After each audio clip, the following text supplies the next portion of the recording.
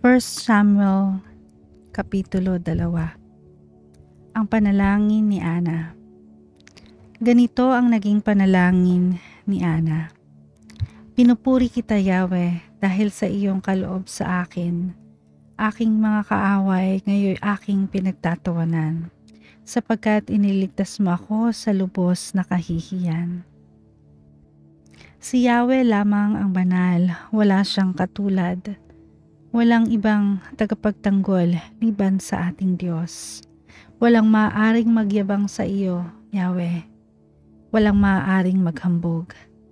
Sapagkat alam mo ang lahat ng bagay, ikaw ang hatol sa lahat ng ginagawa ng tao. Ginapi mo ang mga makapangyarihan at pinalakas ninyo ang mahihina. Kaya't ang dating mayayaman ay nagpapaupa para may makain. Masagana ngayon ang dating maralita. Nagsilang ng 7 ang dating baog, at ang maraming anak ngayon nalulungkot. Ikaw, O Yahweh, ang may kapangyarihang magbigay o bumawi ng buhay. Maaari mo kaming itapon sa daigdig ng mga patay, at maaari ring buhayin muli. Maaari mo kaming payamanin o paghirapin, maaari ring ibaba o itaas. Mapapadakila mo kahit ang pinakaaba.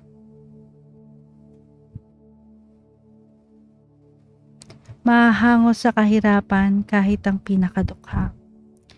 Maihahanay mo sila sa mga maharlika. Mabibigyan ng karangalan kahit na ang mga hampas lupa. Hawak mo ang langit na nilikha, at sa iyo nasasalig ang lahat ng iyong gawa. Papatnubayan mo ang tapat sa iyo, ngunit ang masasama ay isasadlak sa karimlan. Walang sino mang magtatagumpay sa sariling lakas. Lahat ng lumalaban sa iyo ay manginginig sa takot. Kapag pinapadagundong mo ang mga kulog, hahatulan mo ang buong daigdig at pagtatagumpayin ang hinirang mong hari. Si Elkanah at ang buo niyang sambahayan ay umuwi sa Rama. Ngunit iniwan nila si Samuel upang maglingkod kay Yahweh sa pangangasiwa ng paring si Eli. Ang kasalanan ng mga anak ni Eli. Ang 2 anak ni Eli ay parehong lapastangan at walang takot kay Yahweh. Wala rin silang galang sa regulasyon ng pagkapari. Tuwing may maghahandog, pinapapunta nila ang kanilang mga katulong habang pinapakuluan pa lang ang karne. May dala silang malaking tinidor na may 3 ngipin at itinutusok sa loob ng malaking kaldero o palayok. Lahat ng matusok o sumama sa tinidor ay tinuturing na nilang para sa pari. Ginagawa nila ito tuwing maghahandog sa Shilo ang mga Israelita.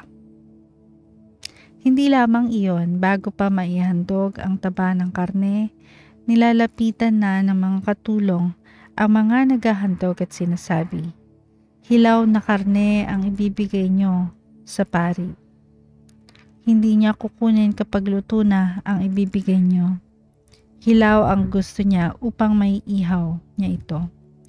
Kapag sinabi ng naghahandog na hintayin mo ng may alay ang taba bago sila kumuha hanggang gusto nila, ganito ang kanilang sinasabi, "Hindi maaari, bigyan ninyo kami, kung hindi aagawin namin yan sa inyo." Malaking pagkakasala ang ginagawa nilang ito sapagkat ito'y paglapastangan sa handog para kay Yahweh. Si Samuel sa Shilo. Nagpatuloy ng paglilingkod kay Yahweh ang batang si Samuel na nooy nakasuot ng ephod.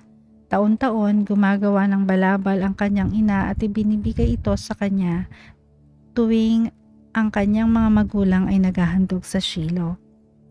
Ang mag-asawang Elkanah at Ana naman ay laging binabasbasan ni Eli. Sinasabi niya, pagpalain nawa kayo ni Yahweh, naway bigyan pa niya kayo ng mga anak bilang kapalit ng inihandog ninyo sa Kanya. Matapos mabasbasan, umuwi na sila. Nagkatotoo ang sinabi sa kanila ni Eli. Si Anay pinagpala ni Yahweh at paglipas ng ilang taon, siya'y nanganak pa ng 3 lalaki at 2 babae. Samantala, lumaki naman si Samuel sa paglilingkod kay Yahweh. Si Eli at ang kanyang mga anak.